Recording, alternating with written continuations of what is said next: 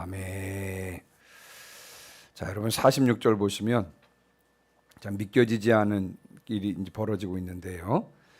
느부갓네살 왕이 다니엘 앞에서 절하고 또 예물과 향품을 하사했다라고 46절에 기록하고 있습니다. 여러분, 느부갓네살 왕이 누굽니까? 이 느부갓네살 왕이요, 바벨론 역사에서 제일 유명한 왕이고 그 당시 세계 제일의 나라를 통치하는 자가 바로 느부갓네살이었습니다.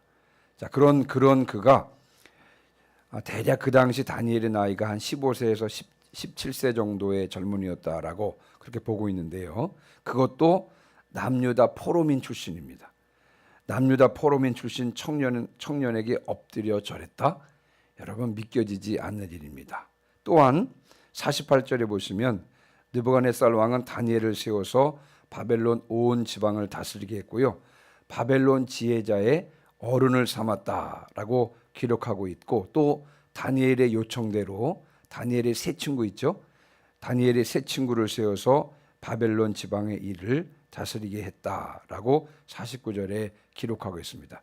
굉장히 파격적인 대우입니다. 그뿐이 아니고요. 여러분 47절 보시기 바랍니다. 47절. 자, 47절 같이 읽겠습니다. 시작.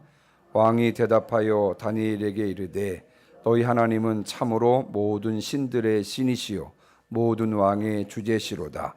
내가 능히 이 은밀한 것을 나타내었으니 네 하나님은 또 은밀한 것을 나타내시는 이시로다. 아멘.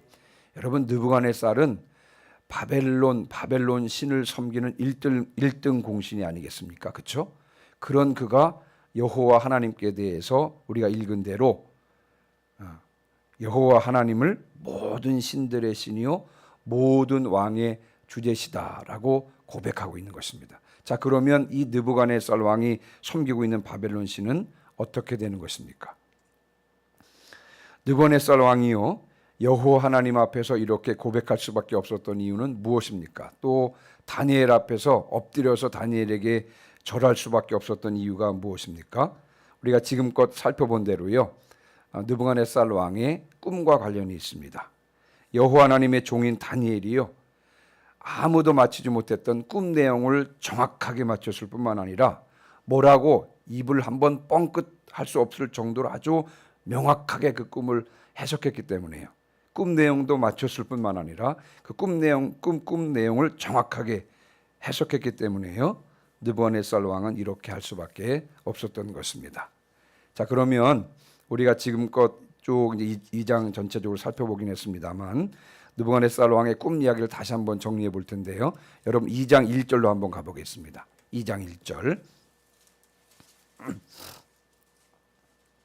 자, 2장 1절을 같이 한번 읽겠습니다. 시작. 느부갓네살이 다스린 지 2년이 되는 해에 느부갓네살이 꿈을 꾸고 그로 말미암아 마음이 번민하여 잠을 이루지 못한지라. 아멘. 여러분, 느부갓네살 왕은 왜 꿈을 꾸고는 마음이 번민해서 잠을 이루지 못했을까요? 여러분 2장 29절 보시면요. 2장 29절 보시면 세계 제1의 강국의 수장이 된 그가 통치를 시작한 지 1년이 조금 지난 때에 여러분 29절 보시면 어느 날 장래일을 생각을 하다가 잠이 든 것입니다. 왜 안 그렇겠습니까? 그렇죠? 현 미국의 대통령이 그랬던 것처럼 그 당시 세계 제1의 수장이었기 때문에요. 이 장래일에 대한 이런저런 생각이 많았을 것입니다. 바벨론뿐만 아니라 바벨론이 다스리고 있던 그 땅이 굉장히 넓은 지역이었으니까 세계 제국이었는데요. 아마 장래에 대한 이런저런 생각을 하다가 잠이 들었습니다. 자, 그런데 잠이 들었는데 꿈을 꾼 것입니다. 그런데 그 꿈 내용이 심상치가 않은 것입니다. 분명 자신이 장래일에 대해서 고민을 하다가 잠이 들어서 꿈을 꿨는데 분명 그 꿈이 장래일에 관한 매우 중요한 꿈인데 그런데 도대체 그 꿈이 의미하는 꿈을 해석할 수 없었던 것입니다. 자신의 장래 통치를 위해서 매우 중요한 꿈인데 그 당시로서는 신이 꿈을 통해서 계시해 준다라고 확실하게 믿고 있었던 때라 자신의 장래 통치를 위해서 아마 신께서 아주 중요한 꿈을 꾸게 해주셨는데 그 해석을 할 수 없으니 그 해석을 알고자 해서 마음이 번민했던 것입니다. 자, 그런데 꿈이 중요하잖아요. 그러니까 꿈 해석도 중요하잖아요. 그러나 여러분 꿈 내용을 말해주면 누구든지 맞힐 수 있는 것 아니겠습니까? 꿈 내용을 말해주면. 그래서 왕은 그 꿈 내용을 말해주지 않기로 한 것입니다. 만약에 꿈 내용까지도 맞추는 사람이라 그러면 분명히 그 꿈도 정확하게 해석할 수 있다고 생각했기 때문에 여러분이 느부갓네살 왕은요, 꿈 내용이 무엇인지를 말해주지 않기로 결심을 한 것입니다. 그런데 어떤 사람도 그 꿈 내용을 맞추지 못했습니다. 2장 11절 우리가 여러 번 보았죠. 여러분 2장 11절 보시면요, 왕께서 물으신 것은 어려운 일이라 육체와 함께 살지 아니하는 신들 외에는 왕 앞에 그것을 보일 자가 없나이다. 왕의 신하들의 말처럼요, 사실 누가 꿈 내용을 맞출 수 있겠습니까? 신이 아니고는요 꿈 내용을 맞출 수 없는 노릇이 아니었겠습니까? 여러분 이때 나선 사람이 누구예요? 바로 다니엘입니다. 다니엘이요 친구들에게 중보기도를 요청을 하고 자신도 왕의 꿈 내용과 해석을 알게 해달라고 하나님께 기도했습니다. 다니엘과 세 친구들이 합심해서 기도했을 때 그때 하나님께서는요 다니엘에게 밤중에 환상 중에 은밀한 일을 보여주셨습니다. 다니엘과 세 친구가 합심해서 기도하자 여러분 밤중에 환상 중에 하나님께서 다니엘에게 꿈 내용이 무엇인지도 알려주셨고 그리고 정확하게 그 꿈의 해석이 무엇인지도 알려주셨는데 여러분 이것은 말씀의 성취인 줄 믿습니다. 예레미야 33장 3절에 보면 너는 내게 부르짖으라 내가 내게 응답하겠고 네가 알지 못하는 크고 은밀한 일을 내게 보이리라 라고 말씀하신 대로 하나님께 부르짖을 때 하나님께서는 응답하시고 우리가 알지 못하는 크고 은밀한 일을 보여주시겠다고 약속하셨는데요. 다니엘이 친구들과 함께 합심해서 부르짖어 기도하자 하나님께서는 느부갓네살 왕의 그 꿈 내용과 그 꿈 해석을 알려주신 것입니다. 여러분 우리가 기도해야 될 이유가 여기에 있는 줄 믿습니다. 우리가 기도하면 하나님께서는 반드시 응답해 주십니다. 여러분 이것은 약속입니다. 약속. 기도하면 응답해 주시겠다고 하나님께서 약속하셨기 때문에요. 우리가 기도하면 하나님께서는 반드시 응답해 주실 줄 믿습니다. 또한 하나님께서 크고 은밀한 일을 보여주십니다. 우리가 기도하면요. 기도하는 중에 그동안 알지 못했던 사실을 알게 되기도 하고요. 그동안 깨닫지 못했던 말씀의 의미를 깨닫게 되기도 하고 앞으로 되어질 일에 대한 깨달음을 얻기도 하는 등 크고 은밀한 일을 알게 되는 것입니다. 제가 이제 무의도에서 목회하는데 오늘 새벽기도 끝나고 이제 개인 기도를 하고 있는데 근데 갑자기 마음에 그 새벽기도 그 시간 끝나는 그 시간에요. 그 장로님 댁에 자꾸 가봐야 되겠다는 마음이 들어가지고 제가 이제 성경책을 들고 그냥 새벽기도 끝나고는 그냥 내려간 겁니다. 그 시간에. 근데 그 시간에 장로님 부부는 뭐 하시냐면요. 그 이제 예배를 드리시거든요. 그 시간에 제가 그 시간에 장로님 부부가 예배 드리는 걸 알고 있었는데 내려갔어요.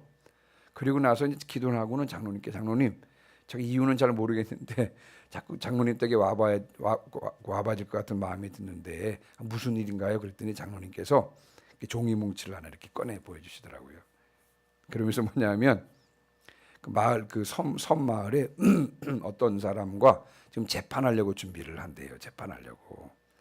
그래서 제가 얼른 장로님 하지 마세요. 그거 하시면 안 됩니다. 그랬어요. 그래도 우리가 전도해야 될 텐데 자꾸 재판하고 그러면 안 된다. 장로님 하지 마세요. 아마 그런 이유 때문에 하나님께서 저를 보내주셨나 봐요. 이렇게 말씀을 드렸습니다. 물론 이제 그분이 재판하셨어요. 나중에 재판하셨는데 이제 나중에 이제 그분이 이제 마지막 95세까지 사셨는데 마지막까지 쓰임 받고 돌아가시긴 했습니다만 여러분 우리가 기도할 때 하나님께서 크고 은밀한 일을 보여주시는 줄 믿습니다. 근데 여러분 그뿐이 아닙니다. 우리가 기도하면 더욱 놀라운 일이 일어나는데 그게 뭐냐면요. 우리가 기도하면요. 하나님께서 어떤 분이신지를 밝히 알게 된다는 것입니다. 우리는 하나님께서 보여주시는 만큼만 볼 수가 있고요. 우리는 하나님께서 알려주시는 만큼만 알게 되는 것 아니겠습니까? 그렇죠? 근데 우리가 기도할 때 하나님께서는요. 당신이 어떤 분이신지를 아주 명확하게 알게 해주신다는 것입니다. 여러분 다니엘서 2장 21절 보세요. 21절 22절. 다니엘서 2장 21절 22절 같이 읽습니다. 시작. 그는 때와 계절을 바꾸시며 왕들을 패하시고 왕들을 세우시며 지혜자에게 지혜를 주시고 총명한 자에게 지식을 주시는도다. 그는 깊고 은밀한 일을 나타내시고 어두운 데에 있는 것을 아시며 또 빛이 그와 함께 있도다. 아멘. 이 구절은요, 여러분 다니엘의 요절입니다. 요절. 다니엘서 전체의 핵심 구절입니다. 다니엘이 기도하면서 깨닫게 된 것입니다. 아, 하나님이 이런 분이시구나. 여러분 다니엘이 기도하면서 응답을 받고 크고 은밀한 일을 보았지만 그것보다 더 놀라운 일은 뭐냐면 다니엘이 기도하면서요, 하나님이 어떤 분이신지 아주 분명하게 알게 되었습니다. 하나님께서 보여주신 것입니다. 여러분 다니엘은 기도하면서 하나님이 어떤 분이신지를 더욱 분명하게 알게 되었는데, 하나님은 어떤 분이시냐면요, 때와 계절을 바꾸시는 분이십니다. 다시 말하면 하나님은 창조주로서 세상을 운행하시는 분이라는 사실입니다. 또 왕들을 패하시고 왕들을 세우신다 그랬죠. 하나님은 나라의 흥망성쇠와 왕의 등극과 폐위를 결정하시는 분이십니다. 자기가 10년 통치하고 싶다고 10년 통치하는 것이 아니라 하나님께서 원하시는 때 왕이 되는 것이고요, 하나님께서 원하시는 때 폐위가 되는 것입니다. 또 지혜자에게 지혜를 주시고 총명한 자에게 지식을 주시는도다. 하나님은 인간의 지혜와 지식의 근본이 되시는 분이시구나, 다니엘이 깨달은 것입니다. 그는 깊고 은밀한 일을 나타내시고 어두운 데에 있는 것을 아시며 또 빛이 그와 함께 있도다. 아, 하나님은 전지전능하신 분이시구나. 모든 것이 그의 앞에서 드러나고, 아, 하나님은 진리의 근본이 되시는 분이시구나, 진리 그 자체가 되시는 분이시구나. 여러분 다니엘이요, 기도하면서 깨달은 사실이 바로 그것입니다. 하나님이 어떤 분이신지 궁금하십니까? 여러분 기도하십시오. 또 말씀을 읽다가 말씀의 의미를 몰라서 답답할 때가 있습니까? 여러분 기도하십시오. 또 내 미래에 대한 하나님의 섭리가 궁금하십니까? 여러분 기도하십시오. 기도할 때 하나님께서는 당신이 누구신지를 밝히 보여주시면서 우리의 궁금증에 대해서도 말씀해 주실 줄 믿습니다.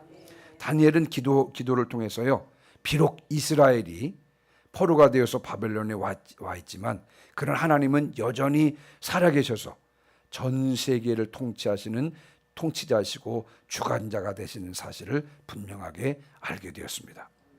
자, 하나님이 어떤 분이라는 사실을 아주 명확하게 다니엘이 알게 되었습니다. 기도하면서. 자, 그래서 다니엘이 왕 앞에 섰을 때에도요, 왕 앞에서 당당하게 하나님이 어떤 분이신지를 분명하게 소개하며 그분을 높여드릴 수 있었던 것입니다. 그것이 바로 다니엘이요, 하나님이 어떤 분이신지를 기도하면서 명확하게 알게 되었기 때문에 왕 앞에 가서도 당당하게 하나님이 어떤 분이신지를 소개할 수 있고, 그래서 그분을, 하나님을 높여드릴 수 있었던 것입니다. 2장 26절 이하에 보니까 이제 다니엘이 왕 앞에 갔습니다. 그때 이제 왕이 물어봅니다. 내가 꿈 내용과 해석을 내게, 그 왕에게, 나에게 알려주겠느냐 그랬더니, 여러분 27절 28절도 한번 보시기 바랍니다. 27절 28절 같이 읽습니다. 시작. 다니엘이 왕 앞에 대답하여 이르되, 왕이 물으신 바 은밀한 것은 지혜자나 술객이나 박수나 점쟁이가 능히 왕께 보일 수 없으되 오직 은밀한 것을 나타내실 이는 하늘에 계신 하나님이시라. 그가 느부갓네살 왕에게 후일에 될 일을 알게 하셨나이다. 왕의 꿈 곧 왕이 침상에서 머릿속으로 받은 환상은 이러하니이다. 아멘. 예, 여러분 다니엘이 그랬습니다. 예, 제가 어렸을 때부터 조금 남다르게 조금 총명했고요, 어렸을 때부터 이상하게 꿈 해석을 잘했습니다. 그래서 걱정하지 마십시오. 제가 왕의 꿈 내용도 알려드리고 해석도 해주시겠습니다. 여러분 다니엘이 그렇게 대답하지 않았습니다. 왕이 물으신 바 은밀한 것은 지혜자나 술객이나 박수나 점쟁이가 능히 왕께 보일 수 없습니다. 저도 어떻게 제가 그 꿈 내용을 알 수 있겠습니까만 오직 은밀한 것을 나타내신 일은 하늘에 계신 하나님이십니다 라고 하나님을 드러내고 하나님을 높이고 있는 것을 우리가 본문을 통해서 볼 수가 있습니다. 이것이 바로 기도하면서 여러분, 하나님이 어떤 분이신지를 정확하게 알고 있었기 때문에 왕 앞에서도 하나님을 드러내면서 하나님을 높여드리는 것을 볼 수가 있습니다. 세계 제국의 수장이었던 느부갓네살이요, 장래일에 대해서 생각을 했죠. 근데 이제 세계 역사의 주관자가 누구십니까? 하나님이 아니십니까? 그래서 하나님께서요, 느부갓네살 왕에게 앞으로 세계 역사가 어떻게 진행될지에 대해서 꿈으로 알려주신 것입니다.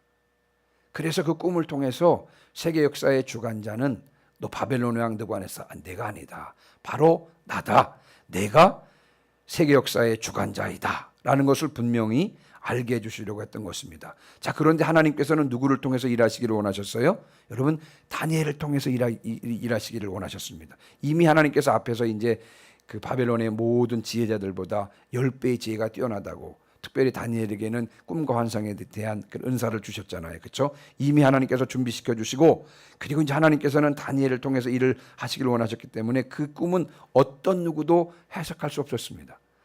오직 그 꿈을 해석할 수 있는 사람은 누구밖에 없었어요? 다니엘밖에 없었습니다. 여러분, 하나님께서 다니엘을 사용하시려고 느부갓네살 왕에게 꿈을 주시고 다니엘에게 해석할 수 있었던 것입니다. 요셉의 경우도 마찬가지예요. 하나님께서 이집트 왕 바로에게 꿈을 주셨잖아요. 그런데 그 꿈을 해석하는 사람은 아무도 없었습니다. 꿈을 해석할 수 있는 사람은 누구밖에 없었어요? 요셉만이 꿈을 해석할 수 있었고요. 요셉이 바로의 꿈을 해석하고 후에 총리가 된 것을 우리가 말씀을 통해서 알 수가 있었습니다. 다니엘은 기도하면서 하나님이 어떤 분이신지를 명확하게 알게 되었기 때문에 느부갓네살 왕 앞에서 하나님을 분명하게 높여드릴 수 있었고, 또 자칫 잘못하면요, 꿈 해석을 자칫 잘못하게 되면 목숨을 잃을 수도 있는 그런 위험한 상황에 처할 수도 있었음에도 불구하고 왕 앞에서도 당당하고 정확하게 그 꿈을 해석할 수 있었던 것입니다. 다니엘은요, 전적으로 하나님을 높여드렸습니다. 다니엘이 중심으로 하나님을 높여드리자 하나님께서는요, 다니엘을 높여주셨습니다. 그래서 오늘 읽은 본문의 일이 일어난 까닭이 바로 거기에 있었던 것입니다. 다니엘이 하나님을 높여드리자 하나님께서 다니엘을 높여주신 것입니다. 그래서 4가지, 느부갓네살 왕이 다니엘 앞에서 엎드려 절하고 예물과 향품을 주었고요, 또 다니엘로 하여금 바벨론 온 지방을 섬기게 했고요, 다스리게 했고, 그리고 다니엘을 바벨론 모든 지혜자의 어른으로 삼았을 뿐만 아니라 다니엘의 요청대로 다니엘의 세 친구도 관리로 채용한 것을 오늘 본문을 통해서 우리가 볼 수가 있는 것입니다. 여러분, 제가 질문을 하나 드리겠습니다.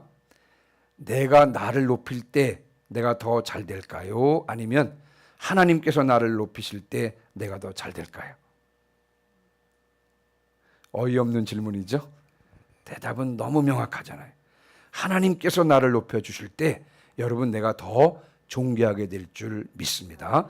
사무엘상 2장 30절 말씀에 나를 존중히 여기는 자를 내가 존중히 여기고 나를 멸시하는 자를 내가 경멸하리라. 우리가 주님을 존중히 여기고 그분을 높여드릴 때 주님께서는 우리를 존중히 여기시고 우리를 높여주실 줄 믿습니다.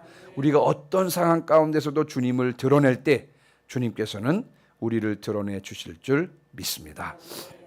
이제 말씀을 마무리하면서요, 하나님께서 사람을 창조하신 목적에 대해서 이사야 선지자는 이사야 예언자는 2가지로 말씀을 하고 있습니다. 하나님께서 사람을 창조하신 첫 번째 목적이 뭐냐면 이사야 43장 21절 말씀에 이 백성은 내가 나를 위하여 지었나니 나를 찬송하게 하려 함이니라. 하나님께서 사람을 창조하신 첫 번째 목적이 뭐냐면요, 하나님을 찬송하도록 하기 위해서, 다시 말하면 하나님을 예배하도록 하기 위해서 창조했다고 하는 것입니다. 예배가 그래서 중요하잖아요. 우리가 모여 심써 예배하는 것이 중요합니다. 며칠 전에 이제 우리 지방 목사님들이랑 대화를 하다가 우리는 저녁마다 요즘에 성경 공부하는데 저녁마다 한 30명쯤 모입니다. 그랬더니 깜짝 놀라더라고요. 여러분, 요즘은 잘 안 모입니다. 모이지도 못합니다. 모일 수가 없습니다. 안 모이니까 시간을 오픈할 수가 없습니다. 목회자들이 겁이 나가지고요, 오픈할 수가 없습니다. 모이질 않으니까. 우리가 그렇게 한다니까 다들 놀라더라고요. 그 교회 이름이 뭐야? 그래서 제가 미아 중앙교회입니다. 담임 목사님이 누구셔? 이종신 목사님 그랬습니다. 여러분, 우리가 모일 때마다 예배하는 것이죠. 그 예배하는 것이 하나님께서 우리를 창조하신 첫 번째 목적인 줄 믿습니다. 자, 그런데 하나님께서 사람을 창조하신 두 번째 목적이 있어요. 이사야 43장 12절 뭐냐면 한번 따라해 보시기 바랍니다. 너희는 나의 증인이요 나는 하나님이니라. 아멘. 하나님께서 사람을 창조하신 두 번째 목적이 뭐냐면요, 증인이 되도록 하기 위함인 것입니다. 이 말을 다른 말로 말하면 하나님을 드러내도록 하기 위해서 사람을 창조한 것입니다. 하나님의 증인된 삶, 다시 말하면 하나님을 드러내는 삶을 살도록 하기 위해서 하나님께서 성령도 주신 것 아니겠습니까? 그렇죠? 성령이 너에게 임하시면 너희가 권능을 받고 예루살렘과 온 유대와 사마리아와 땅끝까지 이르러 내 증인이 되리라. 증인, 복음을 전한다는 것, 다시 말하면 하나님을 드러낸다는 것입니다. 그렇죠? 하나님을 드러내는 일, 이 목적을 위해서 우리를 창조하신 것입니다. 이 목적을 생각하면 우리가 여러분 자꾸 모이면 자꾸 예배를 드려야 되는 것이고, 그렇죠? 흩어지면 뭐예요? 증인된 삶을 살아야 되는 것입니다. 자꾸 하나님을 드러내는 삶을 살아야 되는 것입니다. 이것은 주님의 은혜입니다. 주님께서 도와주셨습니다. 주님께서 인도해 주셨습니다. 주님께서 여기까지 이끌어 주셨습니다. 주님께서 앞으로 합력해서 선을 이루실 것입니다. 증인된 삶에 집중해야 될 줄 믿습니다. 우리가 누리고 있는 모든 것은요, 다 주님께서 주신 것입니다. 주님을 예배하고 주님을 드러내도록 하라고 하나님께서 우리에게 주신 것인 줄 믿습니다. 우리가 주님을 예배하고 주님을 드러낼 때 주님께서는 또한 우리를 드러내 주실 줄 믿습니다. 어디에서 무엇을 하든지 주님을 드러내는 삶을 사시는 성도들이 되시기를 주님의 이름으로 축원합니다. 아멘. 495장